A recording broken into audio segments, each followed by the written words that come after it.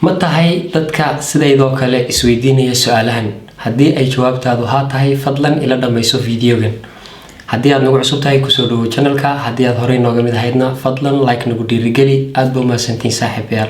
waxaan rabaa maanta inaad idin soo bandhigo arrin aan inta badan dhammaanteen aynu fududeysano oo nala ah arrin basiida balse arrin aad u muhiim ah.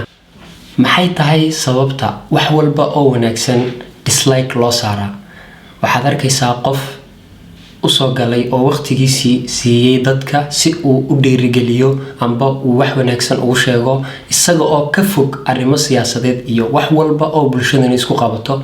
wuxuu rabaa inuu dadka wax wanaagsan soo bandhigo. waxaad arkaysaa intaasoo kunoo qof oo dislike saaraya oo markaaba ku mucaaradaya oo kasoo horjeeda, isaga oo aan wax ka baxsan amba bulshadu waxay isku hayso ka hadlin wax wanaagsan mooyaane.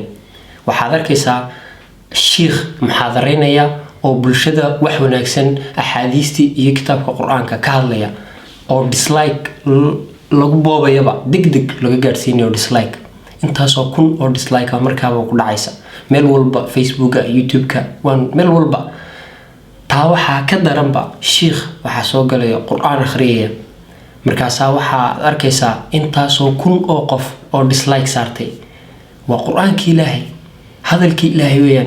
ma sheegaya hadal, hataa ma daawadaan dad kale. waa dadka waxaan la hadlayaa Soomaalida. sababtu maxay tahay qur-aanka intaasoo kun oo dislike loo saaraya? ma intaasoo kun oo gaal ayaa daawaday ka dhigan tahay videogan oo Soomaaliya macnaha?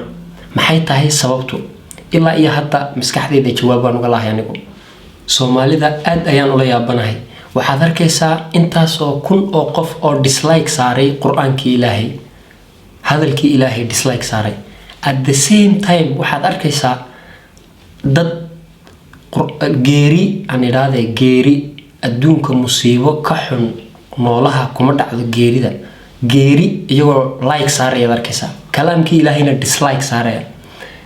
waxaan ilaa hadda isweydiinayaa, ma waxay inaga tahay jaahilnimo mise ula kac? oo waa like markaad saarto waxa weeyaan macnaheedu waa ku faraxsan tahay geerida iyo musiibada qofka ku dhacday. jawaabta waxaan u daayay dadweynaha iyagu xiran iyo daawan doona videogan insha Allah.